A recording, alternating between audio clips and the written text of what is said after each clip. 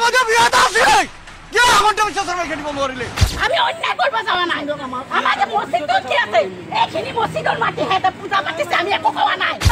হে কৃষ্ণ হে ভগৱান এখন সরকারি বিদ্যালয় ইয়াত থাকিব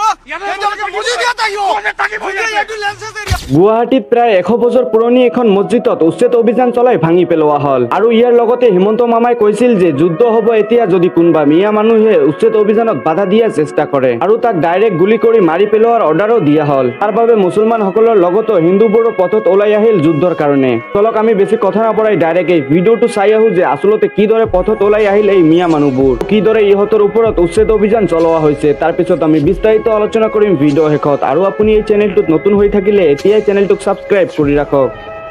মানে আজি প্ৰমাণিত হল যে আমি অবৈধ বিয়া দিছো যদি অবৈধ বিয়াটা আছে কে আমাদের বিশ্বাসের খেলিব নোৱাৰিলে আজি মসজিদ আছিল মসজিদ থাকিব আৰ আমি নললে মসজিদ থাকিব ইয়াতে পুনঃ পৰ্যায়ে মসজিদ এনৰ আজি মসজিদ ভাঙিছে লেন্সলাইড হ'ব বুলি আমি এটা আকৌ নতুনকৈ মসজিদ বনাম আমি এটা সাত ঢালাই দিকে মসজিদ বনাম ডাঙৰকৈ মসজিদ বনাম যাতে লেন্সলাইডৰ অসুবিধা দিছা হৈছে লেন্সলাইড যাতে নহয় জীৱনত আজি আমাক যে নোটিছখন দেখালে যে লেন্সলাইড হ'ব বুলি কৈ মসজিদ ভাঙিলে আমি এটা ডাঙৰকৈ বনাম আগতে সৰু আছিল মসজিদ ডাঙৰকৈ বনাম নিজৰ সা সম্পত্তি গোটাই দিম কিন্তু মসজিদ বনাই ৰাখাম যেতিয়ালৈকে এখন সরকারি বিদ্যালয় ইয়াত থাকিব এজনকে বুজি দিয়া থাকিব এটো লেন্সেস এরিয়া হয় এক হাত দূৰত নহয় এখন স্কুল ইয়াত আছে এখনো যাব লাগিব কালি ইলেকশন ললে আমাদের হিন্দুত্ব পূজা এনেকৈ মানিব এতিয়া ভাৰতীয় জনতা পাৰ্টি এটো হিন্দুত্বৰ ৰাজত্ববাদী হৈ গ'ল ন মুখ্যমন্ত্ৰী ডাইৰেক্টলি কয়ে দেখোন আপোনাৰ যে মিয়াক থাকিব নিদো মুছলিমক থাকিব নিদো মন্দিৰ মছজিদ থাকিব নিদো মছজিদটো ভাঙিলে যে আমাৰ মন্দিৰ থাকি গ'ল মছজিদ ভাঙি দিলে স্কুল থাকি গ'ল এইটো 1983 পৰা আছে লেন্সলাইড হ'ব বুলি কৈ ভাঙিলে আজি 1983 পৰা লেন্সলাইড হোৱা নাই না হৈছে লেন্সলাইড না কোনোবা কাৰোবাৰ কিবা ক্ষতি হৈছে নাই মছজিদটো লৈকে না কোনোবা আমাৰ মুছলমান মানুহে কিবা আন্দোলন কৰিছিলে কথাটো নাই নহয় এইটো আপোনাৰ লেন্সলাইড হ'ব বুলি কৈ ভাঙিছে নাই এইটো আপোনাৰ ইয়াৰে মানুহখিনি আপোনাৰ চাপতত নাই এইটো কাৰণে কৈ কেনে ভাঙিলে আৰু যদি এটো লেন্সলাইড এরিয়া হয় এইখন সরকারে কিয় অর্ডার দিলে যে ইয়াত স্কুল করক স্কুল করার আজি 12 বছর স্কুলখন বন্ধ আছে 10-12 বছরে লেন্সলাইড এরিয়া যদি হয় তেতিয়া স্কুলখন কিয় কৰিছে আৰু ইয়াত কিয় মদৰড্ডা কৰিব লাগে আৰু আজি তাৰিখত আমি দেখিছো লাল ফেলেক ইয়াত লাগি আছে নিশান লাগি আছে হয়তো কালি পৰ্যায়ে আজি ইলেকশন কৰি কালি মন্দিৰ ইয়াত বনাব স্থাপন কৰিব পাৰে আজিৰ তাৰিখত চৰকাৰখনে এই সিদ্ধান্ত লৈছে পঢ়িও দেখিছো যে আমাৰ অসমৰ চিএমে কৈছে অবৈধ মিয়া কোনো শান্তি থাকিব নোৱাৰে আমি কি অবৈধ মিয়া তাৰমানে আজি প্ৰমাণিত হল যে আমি অবৈধ মিয়া দিছো যদি অবৈধ বিয়াটা আছে কে আমাদের বিশ্বাসের খেলিব নোৱাৰিলে আজি মসজিদ আছিল মসজিদ থাকিব আৰ আমি নললে মসজিদ থাকিব ইয়াতে পুনঃ পৰ্যায়ে মসজিদ এনৰ আজি মসজিদ ভাঙিছে লেন্সলাইড হ'ব বুলি আমি এটা আকৌ নতুনকৈ মসজিদ বনাম আমি এটা সাত ঢালাই দিকে মসজিদ বনাম ডাঙৰকৈ মসজিদ বনাম যাতে লেন্সলাইডৰ অসুবিধা দিছা হৈছে লেন্সলাইড যাতে নহয় জীৱনত আজি আমাক যে নোটিছখন দেখালে যে লেন্সলাইড হ'ব বুলি কৈ মসজিদ ভাঙিলে আমি এটা ডাঙৰকৈ বনাম আগতে সৰু আছিল মসজিদ ডাঙৰকৈ বনাম নিজৰ সা সম্পত্তি গোটাই দিম কিন্তু মসজিদ বনাই ৰাখাম যেতিয়ালৈকে এখন সরকারি বিদ্যালয় ইয়াত থাকিব এজনকে বুজি দিয়া থাকিব এটো লেন্সেস এরিয়া হয় এক হাত দূৰত নহয় এখন স্কুল ইয়াত আছে এখনো যাব লাগিব কালি ইলেকশন ললে আমাদের হিন্দুত্ব আমি অন্যায় কৰিব যাওয়া নাই আমাদেৰ মসজিদত কি আছে এইখিনি মসজিদৰ মাটি হেতে পূজা পাতিছে আমি একো কোৱা নাই আমি একো কোৱা নাই চাৰিটা বজাত 29 তাৰিখৰ পৰা কালি 4টা বজাত নটিছ কানাইছে আজি আঙাৰ বাটো হৈছে আমাৰ মানি নলনো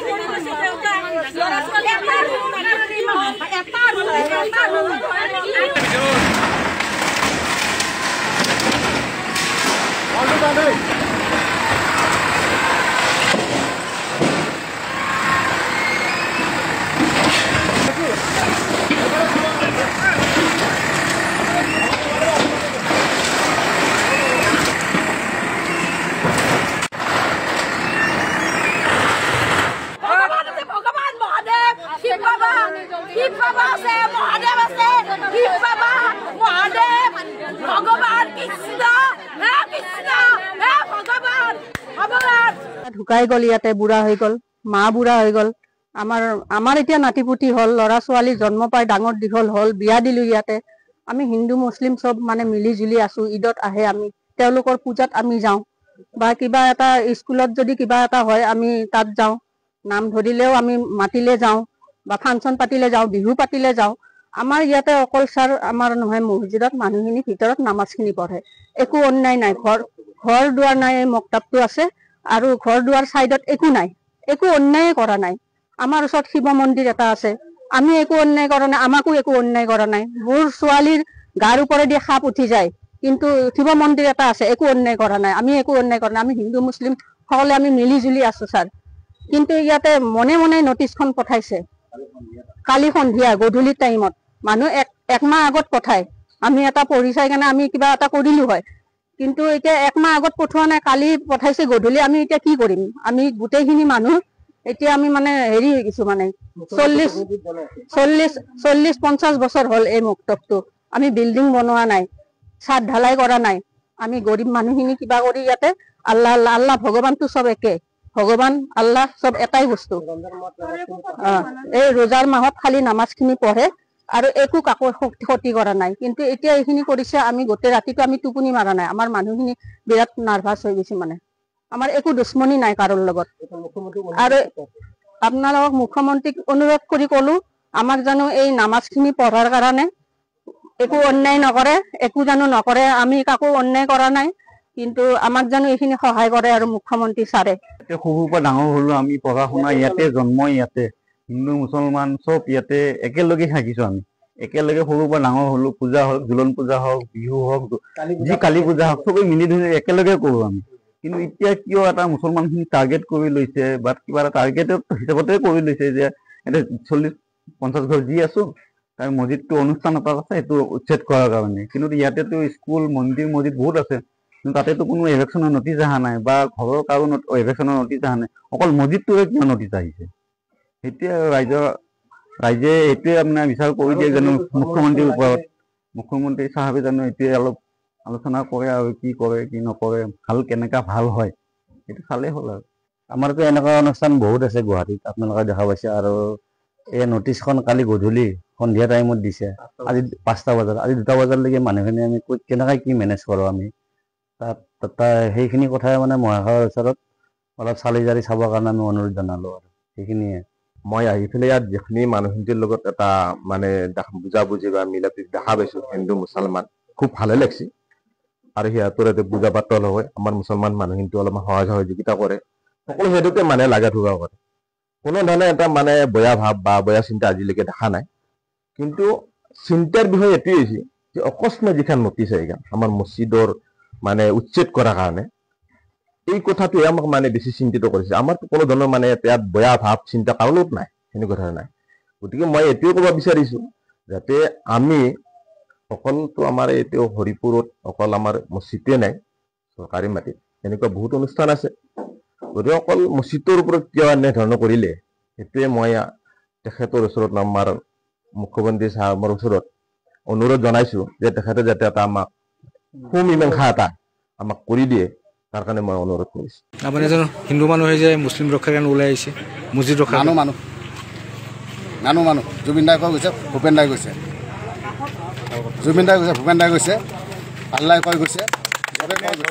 মই সদায় থাকো, মই ইয়াতো আছো, কালি মই যোৰহাট আকৌ যাম, তাতে মই এনে আছো, মই সেনেকৈ আছো। গতিকে মই কেতিয়াও কাৰো লগত কোনো মই হেৰি নাই, মানুহ হৈ আহিছো। গতিকে মানুহ হৈ থকাটোৱে আমি সেই কামনাই কৰিছো যে শংকৰ মাধৱ আজান পীৰৰ এইখন অসম হৈয়ে থাকক, বৰ অসম হৈয়ে থাকক। সদায় চবেই মিলি জুলি থাকক, ভাই ভনী সদায় একেলগে থাকক। আমাৰ ল'ৰা ছোৱালীটো কাৰ ল'ৰা ছোৱালী চিনি পাব নেকি? আজি যদি মোৰ টেষ্টখিনি তেওঁক যদি মুছলিম বুলি মই দিওঁ, তেওঁ জীয়াই থাকিবনে? তেওঁ মুছলিমৰ টেষ্টখিনি যদি মই জীয়াই থাকোঁ, মই 2টা দিন জীয়াই থাকিম নে? সেই বস্তুখিনি মই নিবিচাৰোঁ। সদায় ভগৱানে, আল্লাই, ঈশ্বৰে যিমান যি আছে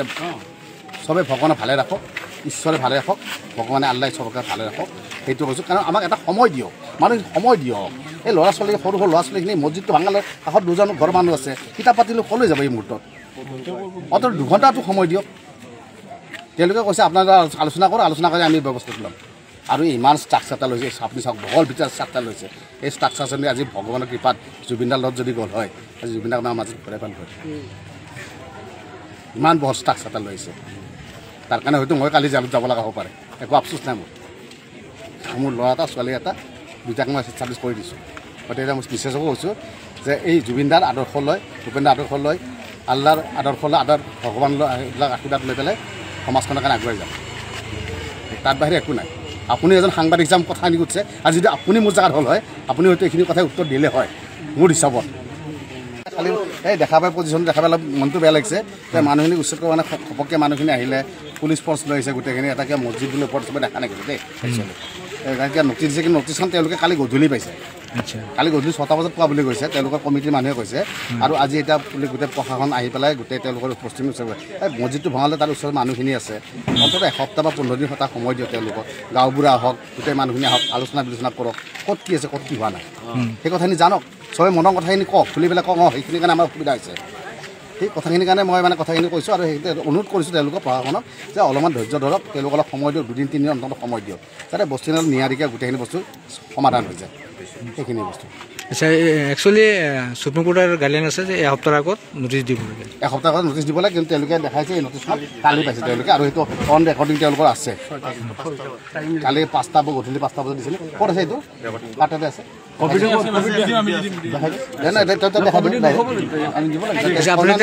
এতিয়া আপুনি কি ডিমাণ্ড দিয়ে আপুনি কি বিচাৰে আপুনি এজন মই বিচাৰোঁ মানুহখিনি সময় মিলত থাকক আৰু এটা সময় দিয়ক বস্তুখিনি যদি গভৰ্ণমেণ্টে বিচাৰিছে যে এইটো লেণ্ডশ্লাইড এৰিয়া তাৰ পৰা সাৱধান চবেই হ'ব লাগিব তেওঁলোকে নিজেও সাৱধান হ'ব লাগিব আৰু বেলেগক সাৱধান কৰিব লাগিব কিন্তু লেণ্ডশ্লাইড দেখা নাই তেনেকৈতো দেখা নাই লেণ্ডশ্লাইড এইটো কিন্তু ওপৰত থকা বুলি তেওঁলোকে প্ৰশাসনে কৈ আছে যে ওপৰত আছে লেণ্ডশ্লাইড বোলে তেওঁলোকে লেণ্ডশ্লাইডটো সেইফালে দেখা নাই এইবিলাক লেণ্ডশ্লাইড আছে এইবিলাক দেখা নাই